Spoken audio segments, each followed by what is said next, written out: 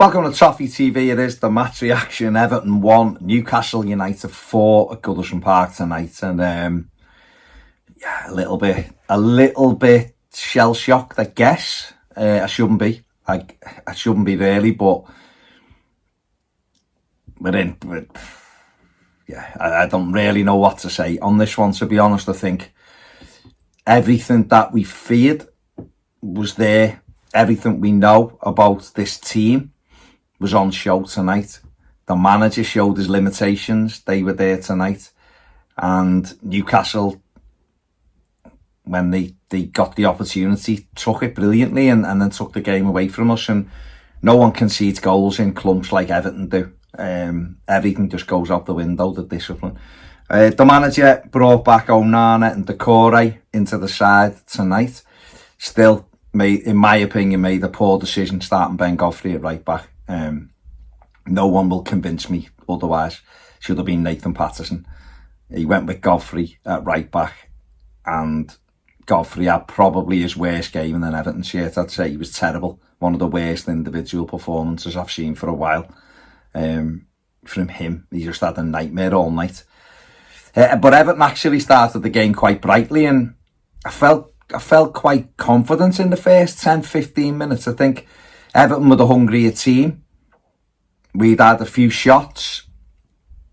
We were the ones winning the second balls. We were the ones on the front foot.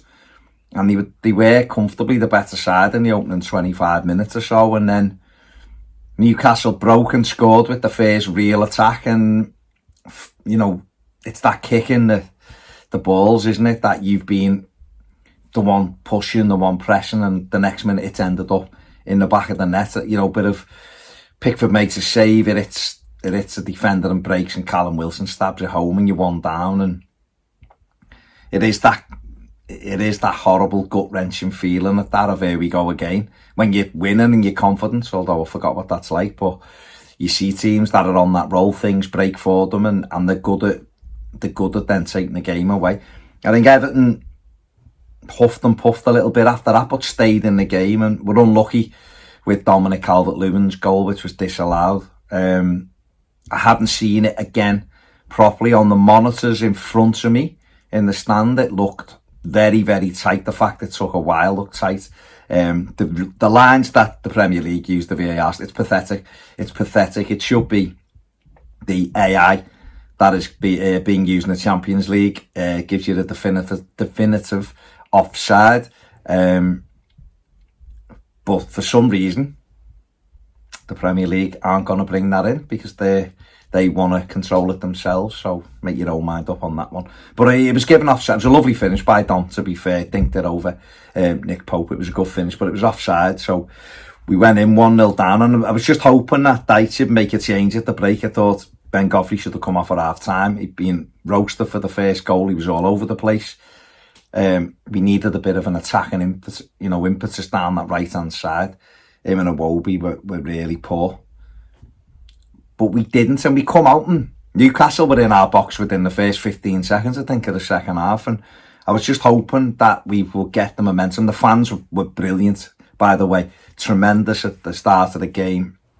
Trying to get the crowd, trying to get the team going. Stayed with them when they went 1-0 down. But the second half, we just couldn't. Just decision making, letting people down. When we got into good areas, Iwobi twice got into good positions. One with his left foot, rushed it for no reason across when he was quite central, instead of just taking his time and giving people a chance. We just couldn't really create anything, and then we got cut open for the second goal, and it was Godfrey again. Ball from right to left. He got done down the outside. Ball across, and it was headed in, and it's 2-0, and it was game over. And from then on, Newcastle were ruthless. Newcastle kept the ball. He looked like the team they are. They're up in the third in the league for a reason. Attacking players come to the forefront of the game. But Everton did that thing and collapsed, conceding 3 goals in 9 minutes, which is embarrassing for any side. We went 3-0 down. Callum Wilson curled one in, given too much time, but it was a great finish. Bent it into the top corner from the edge of the box for 3-0. Dwight McNeil scored a corner, awful bit of goalkeeping from Nick Pope. Yeah, I'm not even going to discuss that, but it was a corner from McNeil, bent it in, and it went all the way through and went in.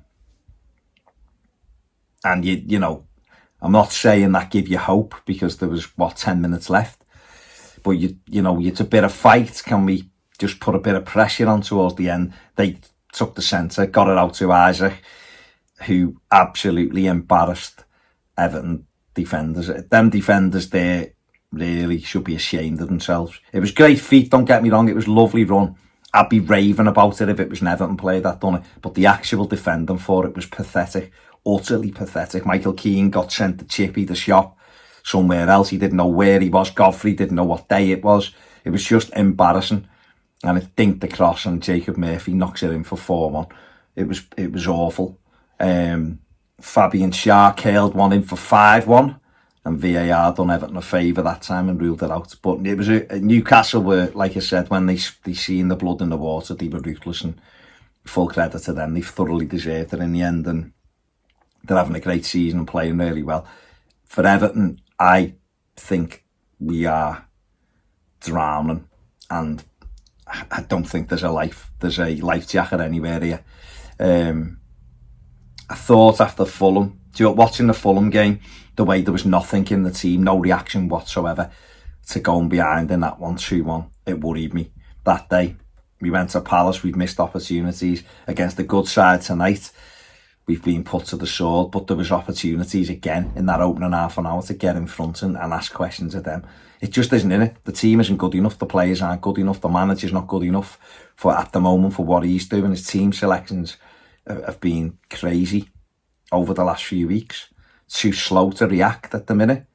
But the players, it isn't all on him. The players who've let so many managers down, continuing to let this manager down as well. And more importantly, I don't care about the managers. They get a big fat paycheck and bugger off and go and do something else and get another job somehow somewhere else. It's the fans.